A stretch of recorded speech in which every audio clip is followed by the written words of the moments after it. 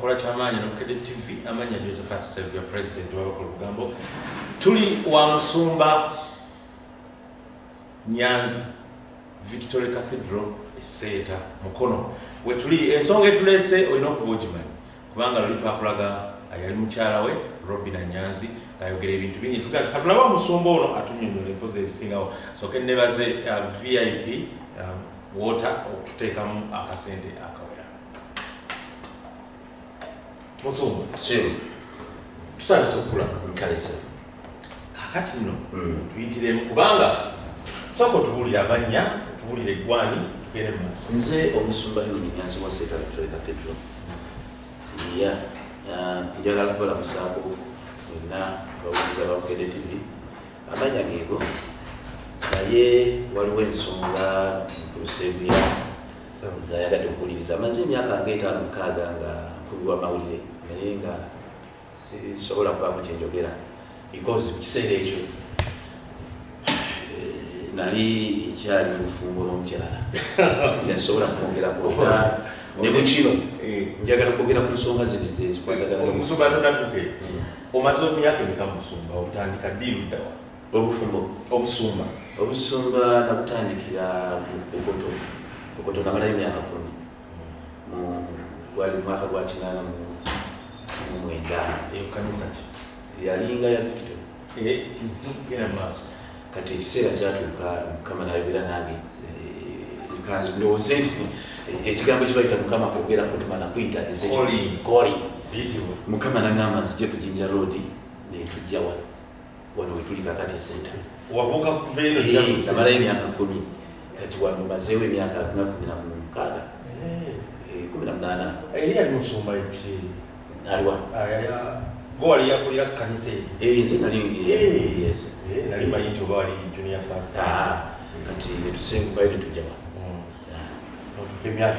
emyaka egyo Musumba awo omukyala mutandika buti obufumbo bwo bwebityo obufumbo bwatandikira Kibuye bagiyitanga mu kiseera ekyo Victoria naye nekyuka nefuuka prayer parish bwe yali nga tannaba kufuuka prayer parish nafuna omukyala oyo twali bato ffenna yozaalibwa ddi yalina emyaka 16 ze nalina emyaka 23 mwali bato nalina emyaka 23 olongo ozaalibwa luddawa nze nzaalibwa Masaka bayitayo Bigasa Gombolola Bigasa tuba 11 abamanyi ekigangazzi gyezaalibwa kigangayiza ge masaza gali kati Musumba ozaalibwa mwaka ki myaka nze kati nkuze nazaalibwa 629 emyaka 6 yes juwera obulayo mwezi 2 oweze emyaka 6 oli muntu eyebuuzibwako kati Musumba noveeyo tubuliremu nenveeyo naveeyo nali saagala nnyo balukoli navayo nga saagala balukoli nalina eddiini yange because nasomera Villa Maria Paris era nali muweereza yali mukatoliki nnyo strong Catholic era nali muweereza by that time walingayo brother bamitanga Akleo yatwagala nnyo twakulira wakireo nga fetu baweereza bafumbira basingulira ennyumba n'ebirala bakimira amazigi bali baagala ate nga mukereziya ni muweereza kati we najja mu kibuga sanga enjiri ebomujja mu kibuga eri mu paaka omwaka oluusi birabira naye enjiri weyabeerera mu kupaaka ennyo waggulu ku kigo ali wali ate ekiyembe yes yakati ya 8 bwana nalokuka mu 86 nalokuka 86 in fact nali saagala balokole naye nze okulokoka kwange kwali kwa buzibu nze nakyaliwa bukyaliwa nafuna vision nga nali nsula Kibuli by that time naye nali neebasisa abazaali nga 3 nali maze n'okwenywera mu gidasi yange eza super 2 nva kukola mu kibuga ekitangala ekyamaanyi nekiyingira mu nnyumba yange mukazigo ke nalimu omusajja bwe yagula olugi nze nalaba omusajja nga Yesu oli yambuza ekibuzo nga bamumanyi otya omumanya kubanga Mukama bamuyita kwetegeeza n'agulula omukono aga nti jangu gyendigwako era zitowereddwa n'akumuza kakati kyali kyantiisa nnyo kubanga nakankana nnyo ku buliri olupangisa awo Kibuli kyoli wabigala yenasokera naye mba nkyabirowooza mu wiiki eyo saagenda mu kibuga kola nali kolera muwino natunamu enkadde saagenda kola nga ntiisa y'amaanyi nafuna okolesebwa kwali kwa ntiisa n'omuliro ogwayaka mu nyumba then mba nteekateeka ogende neŋŋamba nti bwe naafuna amaanyi njagenda ensambya mulire faaza okwolesebwa kwe nakoze eki kwe nalabye olunaku lwenteekateeka ŋŋende ensambya nali simanyi oba nasisinkana faaza kinange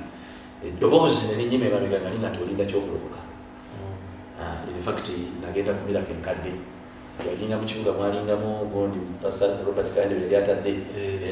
yali lubaga wali erisai etali wano mu Kisenyi nengenda nendokoka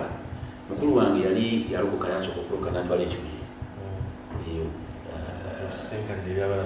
yes kati awo tolina mwana tolina mukyala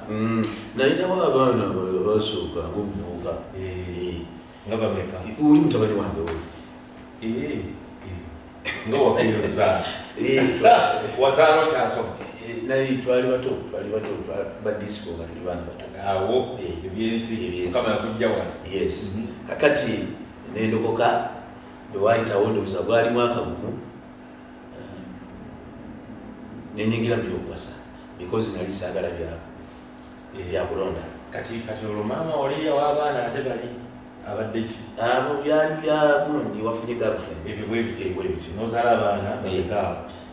basatu kati mukama kugamba okole kati olondokosefumbo then mukulokoka ng'omuvubuka ate nga saagala kubeera nzekka kati wayitawo omwaka guno nenfuna omuwala yani Robina w'emyaka gibagamye meka nga yalina emeka yalina 16 mu kiseera kyamateeka ndowooza gaali matono olaba nti omwana omumyaka 16 olaba asuze weewaawo nange nali muto muleezo emyaka 23 aba muto amagezi era naye abatagatta yes abatagatta nnyo kati ne tuyingira mu fumbo twafunaga kibuye gye twakolera maligi yaffe naye bwe nabaddeeko ku bukedde ekinana obufumbo nabalabye ku bukedde mwagiraze kakati eya kinana munana mu kiseera ekyo twali obufumbo bwali tebugenda mu mateeka lavi ebomujja omukoze embaga zammwe twakola embaga batugatta naye ne batuwa ne certificate ka certificate mwakalaza akatono akawanvu kakati eyo marriage yali mateeka naye gwe walemanyi nti eri mateeka twakimanya nti tibannaba kuligestaringa mu maaso eyo twakimanya nti bali tibannaba kuligestaringa era obufumbo bwaffe tebwagenda mateeka in fact ne bakingulira ne bagamba nti obufumbo bwaffe tebuli mu mateeka because kanisa li tennaba kuligestaringa tebannaba kukkirizibwa mu kiseera ekyo kakati oluvannyuma lwa byonna bye tujja tutambula nga twakamala emyaka 25 n'omukyalo oyo bayita Robina twazaala abalongo oluvannyuma lw'emyaka gyonna 25 nga luwa obuzibu obubatemesezza okuzaala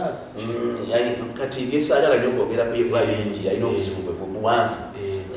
naye mwe wano mulina essanyu lyammwe muzadde abalongo bbanga ddene kubanga waliwo ebyalitunganya okuzaala byali bingi byesaagala kwogera kati oluvannyuma tuzaala abaana ne mugamba nti ngenda kukuba empeta nate kubanga obufumbo bwasooka tebwagenda mateeka tugenda kucelebratinga abaana bano naye mu kucelebratinga bagenda tugattira yabadenga suliva jubi era netukontaktinga omusumba Sebada yatugatta Victory Church by that time obufumbo bwali bugenda mu mateeka kubanga ekyaki registered ebintu bifana ku ebintu balina certificate kugatta abagole kakati ne mutwala mu ndeeba batugatte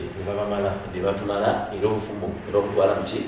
mateeka ye certificate gyewalabye ennene eva mu ndeeba awo lava ebumbuze lave namaaso mu kiseera ekyo nali ntandise okuzimba ennyumba ebibba gye yakalina mwagiraze ne mawulire mwagiraze enjeru ennyumba yange eyo nagizimbira mu mbeera yali nzibu kyondaba si kye nali luli bwali bwavu kugattagatta n'ensimba ennyumba eyo ku bugubi era olunaku lwe tugiyingira okuva mu muzigo twagiyingira n'abaana ng'embaga nga tuli mu mbaga olunaku lwe tuyingira ekyo mu masanyu mangi twakola embaga y'amaanyi nagiteekamu sente nnyingi ebintu byali binene nnyo because omukyala nali mwagala byonna olubeera bwewe kati muyingidde amaka kakati tuyingidde amaka amakulu mu kuyingira amaka amakulu njagala kutegeeza mwami Seebuya simanyi nakumanya olwo n'obusente ndowooza butandise okujja okutabuka kw'omukazi bwekutandikira nga nyantabula mutabula anti abasajja bafuna sente bakyuka abasajja nze kankubulire mwami Seebuya ne bwe buba bugwagwanga okuza omugwagwa oyagala abakazi naye amaka ago gassaamu ekitiibwa nze ndi muntu ategeera ne bwe naalibadde nga noonya kwagala ku bakazi balala tewali ndi musumba tewali kingobesa mukazi from nowhere onfuna era bikozesa mugoba awo kyekyaliwo nti tetunategeera kati ebyo bye nakugambye nti kyenjagala okwewala nti gye buva kubanga olwaleero gye twogera twagala kwogera ku divorce eriwo kaakati tokuba ku divorce kiri nti wano mubedde mu maka mulina essanyu obuzibu butandikira ludda wange nze kyendowooza kye kino kyenyinza kyemmanyi nti ng'abasajja akasente kazze olabika gwe tokyayagala mukyalo onoonya kyenyinza okulowoozaako nti omukyalo ono bwe tumala okufuna sente because yafuna sente nyingi naye yes nakola edduuka awo lyali ddene nnyo nakolawo restaurant ate nga ku nyumba undi ye kuliko edduuka yangoye esente ze weewaawo namuwa capital akola zize akati awo yatandika okubaliga kyenjagala okukoonako akatono jjukira nze nkuze onfuna bulungi nnyo waliwo ebintu bye nalaba nti ebyabavubuka onfuna kakati yayagala nnyo mu kiseera ekyo yatandika okukola embeera ey'okwagala nga ndowooza twawukane 2 amaze okuzaala abaana 3 yali ayagala ennyumba bwe twali nga tetunnaba kuyingira ennyumba tetunagizimba tekwalimu emirembe akavuyo katandika tumaze okuyingira ennyumba ebyola omugambye kubaliga nezijjukira naye yagambye bukoto naye wamulekawo emyaka 2 nyo ogenze kubaliga eyo kakati sitoola empanvu nnyo bw'oliba ogimbuzizaako nja kugikuba era bwe bwojagala ate saagala njogere kupyo kubanga ejja tuyingiza buli nazaala bwe saagala njogereko ate atavuddeyo jawo tubuuse tutuleseewo kati wano otulaze atandika oleeta omutabangu atandikira ku ki akati obutabanguko obwo atandika okubeera nga taneetaaga okimanyi nti nze nabeera mu nyumba nga tuyingidde ennyumba y'ebbajja eyo namala emyaka 3 nga ninga atalina mukazi taneetaaga kubeera naye namala emyaka 3 ng'akomuntamu tekaliyo ak'ekisikulu tekaliyo nenkuuma kyebayita obuweereza kubanga eno minisitule ennene waliwo obuzibu bunene nti nga nyino kikuuma nyino kibika olw'obuweereza siyinza kuga nti ndi musajja mwamu naye olwakino olwa minisitule nga nyina okukkiriza nzikakkane wansi era kyekiŋŋaanya okujja ku midia okumala emyaka gyonna kiki ekyaliwawo yakola ki ekyo waliwo action ebeerawo yali action ebeerawo nti nagobawo oko ne kubavubuka abaaliwo onfuna abatabula namanya ng'omusajja onfuna kubanga waliwo n'abantu bangi abayinza okutuukirira essaawa eno abagambanga n'amaka gaafa gye saagala nze kwogera onfuna ojja bifuna bonobo byaba kati kyenjagala kati gwe wakola ki myaka 3 bakubye omugongo kakati bwe bankuba omugongo mu myaka egyo naguma ng'omusajja nenga nti obaoliawo kinakyukamu kyagaana kyeyongera kugenda maaso kati mba ndi awo bampeereza bbaluwa okuva Emmengo nti omukyala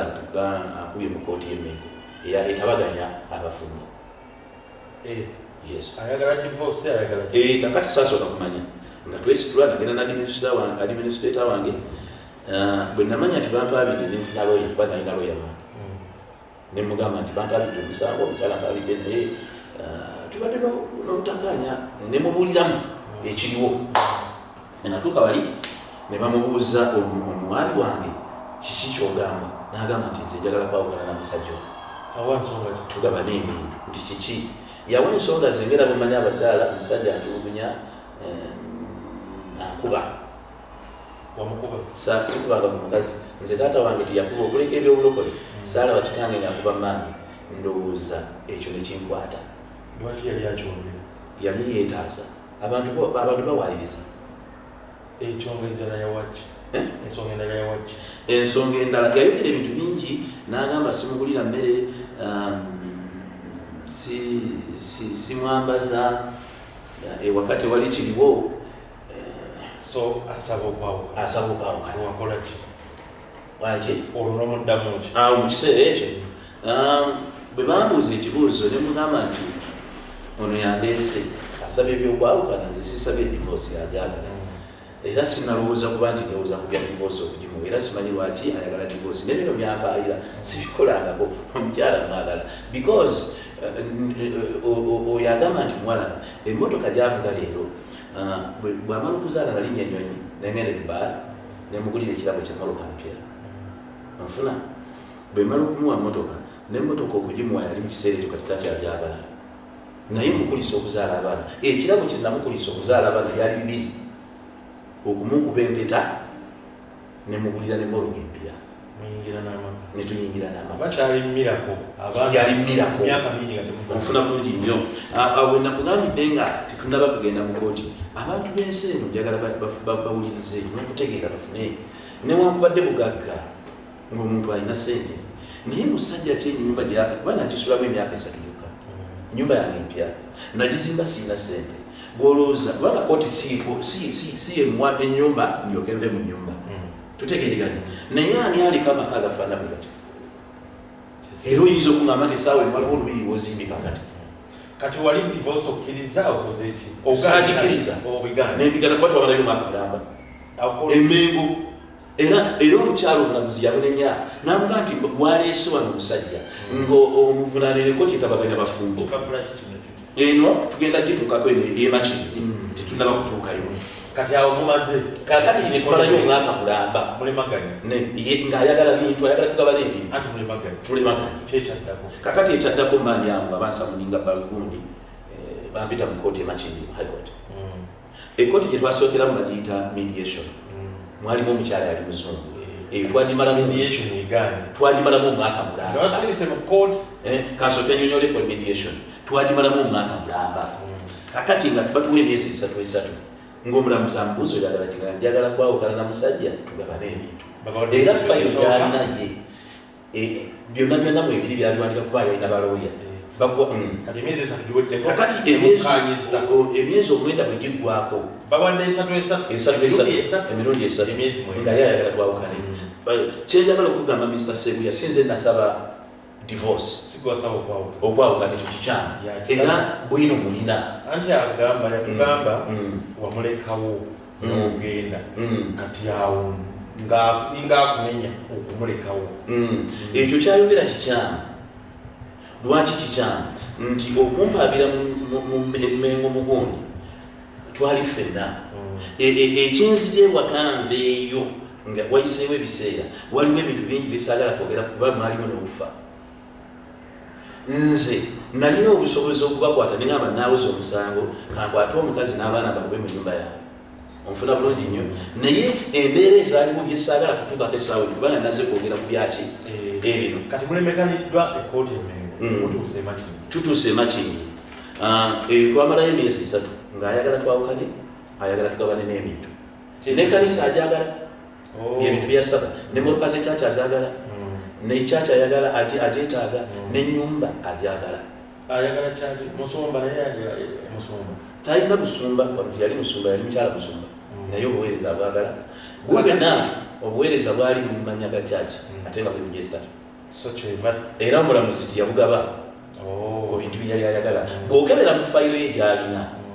ebintu byonna byali ayagala mu bibiri singa akomawo ku mediamus abe fayiro y'omusango agirina kyenakugambye nti bwagaana nze nyina fayiro y'omusango yonna ebintu byasaba byali ayagala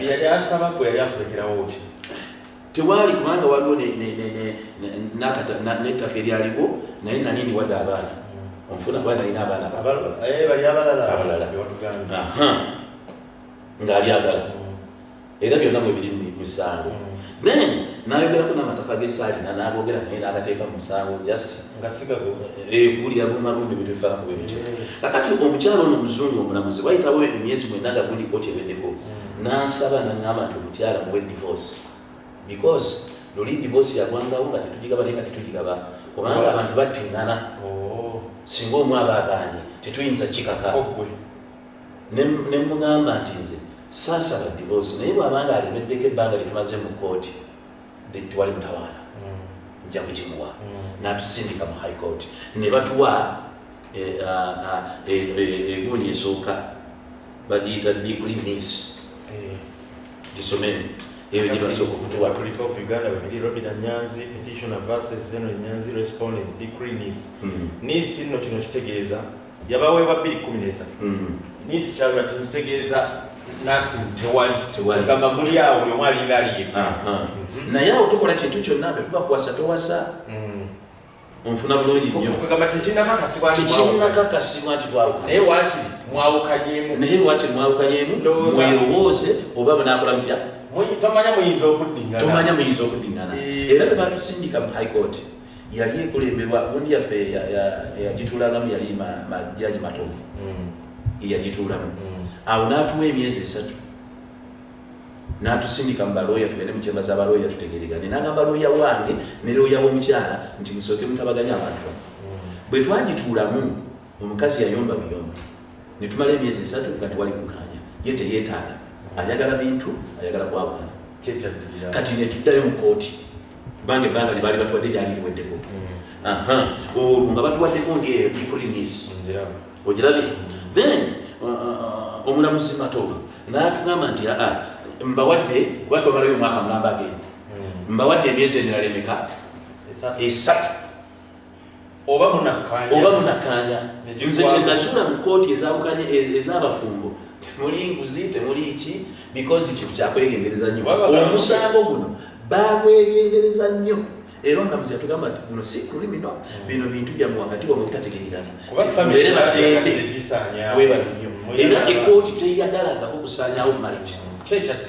kakati ekyaddirira oluvannyuma lw'emyezi 3 tuddayo mu kooti olwo kati guweza omwaka ne bamubuuza omukyalo ono Robina nti era okyali ku nsonga eri ey'okwawukana n'omwami wo n'agamba njagala twawukane tugabane ebintu omulamuzi n'atugamba nti yes kati nsazeewo mugenda kusayininga naye ekyebintu tetugenda kikolako kati ekyo tugenda kubayita kubanga okwawukana kirala n'okugabana ebintu kirala kakati nenzikiriza ne bambuuza nti okkiriza okwawukana n'omukyalo ono omulamuzi nga nti okusinziira ku myaka gye tumaze mu kooti nga omukyala ayagala bufumbo naye ebirala ebige bye tutasobola kwogera wano nja kumuwa divorce ne batuwa gye bayita decree absolute yenesembayo kakati njagala otegeeza ensaani yasaba okwawukana Robin Nyanzi petitioner versus Henry Nyanzi responded decree absolute yaweebwanga nga 5 ogwokuna 2019 nga wayise emyaka 6 wali yali NIS yali 2013 webale 2016 ne ebbaluwa eraga okubagattulula yes embayo kagamba ng'oli wa busa n'embeera wa busa era otegeeza ensi ani asaba divorce andabako Robin Nyanzi petitioner versus Henry Nyanzi respondent kitegeeza ali waggulu yayagala ensonga yatwala mu kooti ng'olina kwewozaako nga nyina kwewozaako kakati bino babawadde divorce biwedde bwenootandikirawo kubanga alina waagambye nti n'otunula mu ndiga n'ojjamu eno ekisooka nawasa ekiteeganika kuba nembaga nagiteeka masana naye bwabadde bulimba okugamba nti natunula mukwaya yagambye mukwaya otunatunamu n'ogaino yesinza okujja entumbu omukyala gwe nawasa yasabiraku wano naye nagenda ebweru mumala ebbanga yamalayo emyaka 2 era we namufunira ate yali bweru ngaali mu Saudi Arabia amufuna bulungi nnyo yali akola omuntu bwanonya sente abantu bakola teyalina mwana oluvannyuma nga tumaze okwawukana twawukanye nenda ku mukyala ye Priscilla Kanyunyuzi nemubulira ekiriwo na kimu kyonna ekyali kigenda mu maaso yali abitegedde byonna era yali abitegedde byonna nabuli ekyali kigenda mu maaso mu kanisa kakati lwakubako nnyonnyo otegeezezza nti nomufuna decree absolute n'ogenda n'onoonya Kanyunyuzi naye omukyalo oli decree absolute batufuna 2019 naye 2017 yagamba nti walina kanyunyuzi tumala kufuna gundi eyo nekimanya nti kati obufumbo bweddewo oba kanyunyuzi wali webakubira omugongo wafunira kanyunyuzi anti tiyali mu Uganda ate wali 17 mu kiseera ekyo yali Kuwait kugamwali kaleko habit ne kanisa ekimanyi yali Kuwait naye nga atera okujja wano olumunomu alira okudda mu Uganda olumunomu yaddanga n'amalawo ewiiki 2 n'addayo yaddayo omulundi gumu kubanga contract z'abanga za myaka newe namukubira essimu yali Saudi Arabia. Robin alabika wagambirawo yakomangawokko nga naye anyuza nnyo Robin anti kakati yakomangawo mwami Sebuya kyolina okumanya okusooka nti omuntu akuwawabira omuntu okubaako kyakusuuza akuwayira ebintu bingi kyenakugambye wali neŋŋamba nti omusajja ki akeera enkyazimba ennyumba efaana bwetyo n'omukazi n'omukuba embaga n'omujja mu kizikiza kye yalimu n'omuteeka mu zana ate mu kiseera kyekimu nga wakayita wakaseera muba n'omukazi omulala noyagala okwasa omukazi kiba kyakusibaotegeeza wali omwagala nali mwagala ekyo kyokka kyokka ensi kwelina okumanyira nfuna budde naafu nti mwakiraze ensi kalundi abantu beebuuze lwaki obufumbo bwa mirundi ebiri mu bufumbo bwaffe lwaki certificate yasooka manyolide yali yakibuye teyali mateeka kanisa z'abalokole zonna kati bwe tuzaala abaana muzza mu mateeka batugatta omulundi ogwokubiri ate yali celebration emunga nedda batugattire naddala kubanga kuteeke mu mateeka era bwe tuyingira n'ennyumba kati wawasizza babagatiddewo batugattidde wano kubanga nyikafeyo musumba yavudde mu kibuga oluusi ayinza okuba tiyetaaga kubanga mwatandise okuba amawulire mwamulabye tali mugundi yange nze nayagadde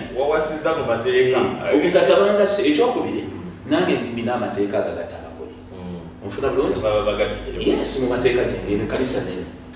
ensonga lwaki batugattidde kati byonna ebyo tubitiridde abadde abuuza buli omu ate naye lwaki okusumba abasumba kale abantu bonna maledi yafuna ekyo kireese bulungi wadde bannaddiini bafaana batya balina emitawananjira ate abalala basirise busirisi bafa n'obutwa bamulya ekyo muyina okukimanya era abantu bangi bafudde nga tetumanyi kibafudde waliwo buno bw'emyezi 6 kati musumba naye lwaki baba basumba ba tekisusse bususse kiri mu nsi yonna naye lwakuba nti amawulire ganokolayo abantu ab'obuvunanyizibwa ekyo yes emutegeeza ekyo kituufu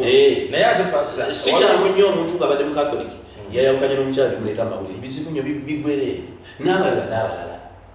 tobimanyi ebimu ne profesa temutera nnyo nabeteekabona naye kino ekigo kyenjagala nkubuulire nti obuzibu obwabaawo era kino ze kankikugambye nkulaba n'omusaalaba nti Benini yakyogeraku wadde n'agamba nti twayingira ebintu ebyokufumbiriganya nga tetumanyi kitunabeera enkya onfuna abantu baffe abamu otuuka mu levels nga ye nga tagisobola ayagala kirala otegere kyenkugamba ebigendero ne byawukana awo wavuddemu nnyo obuzibu nga takyasobola levels mugenzeewo because nze simanyi lwaki mukyala wange yatabuka nga twava mu bwavu bino byenkubuulira nali mwagala nnyo yensonga lwaki nakola bombuuza ekibuuzo ondaga kyekyo omumwagala ebintu byennamukolera ekiddako kakati nze nawasiza naye yanti agenda ayogera emboozi yemu azifu nti gwe wagenda kakati obuzibu ekigendererwa kyekino ayagala nze kunyonoona ekyokubiri nze neewunya omukazi oba muyite ntya obwongo obunafu olina abaana bewazaala baana basoma baana bali bulungi kati nze bumalawo ani anawerera abaana because abaana nze mbawerera nemmere nze mbawa tasobola kulya nga simuwadde sente buli wiiki muwa sente ezokulya because alina n'abaana nfuna ekyokubiri saalyagadde afune nanjala era saagala nkiwulireko nti Robina omulabirira munju nze mulabirira mu kooti yakimuwera yabeeramu eyamwabeera ng'ogendayo sigendayo sente abaana bajjana lwa 6 kooti yatuwa abaana bajenga lwa Saturday era abaana bebajjana lwa sente babafuga mu sente kooti tiyatusalira sente naye nga muwa sente wadde oyagala mumuwabira Yes. Mu busungu bungi kubanga ayogedde agenza ayogera ku media. Nabadde contacting lawyer wange ne mugamba nti ono mukazi nyina clips mu clip obwera. Mbadde njagala musuubira. Namba 1 ampita yeita Robin Anyanzi. N'agenda n'ayogerako okunyonyola. Ate nga mu mateeka akikwese yasaba divorce. Kati divorce ne yasaba yaki ate saawe n'okuyita mukyala Nyanzi. Gamba konkategete. Ayima ku ekyo anyonoone. Onfuna good enough bino ebintu bitegere wasoma. Ye yasaba ki divorce. Kati ate akyeyita mukyalani erinnya lyetuufu ya ye Robin Mutuwa divorce. Kati ate akyeyita mukyalani erinnya lyetuufu ya ye Robin Mutuwa kazi mugisu. Okay. Kusoma. Bagambe njagala kutegeeza ensi yange mikwano nti ebiseera abaganda bagamba nti tosalanga gwakawalanga tonawulira gwakalenzi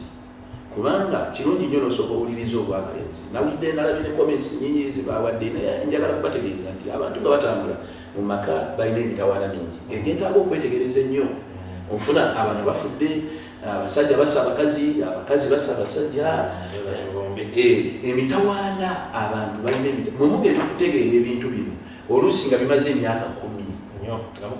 nga mukukuta mukyakukuta n'ebintu naye we biviirayo mwe mubyogererako nga birudde. So good enough njagala kwebaza Katonda nti nze saamusaba ki divorce. Musumba kutandika tetwabuuze twatuwulidde buyigirize buli wabukomya obuyigirize bwange nze saagenda wala nnyo saagala kwogera ku buyigirize naye manye ekigambo kiri kimu nti Mukama yampita musomo gyange gyagenda atoweta kusoma nnyo. Amina. Kakati nno nange sigadde ni Josephat Seguya tubadde wano Seeta Cathedral Victory Seeta ku lw'emukono n'omusumba Henry Nyanzi nga tuyitiramu ebizibu byava ne mukyala we Robina Nyanzi. Owulidde endowooza musumba tusaba bamuleke genda mu kooti ku lw'abaana bammwe naye nga sigala ku Kere TV ndi Josephat Seguya.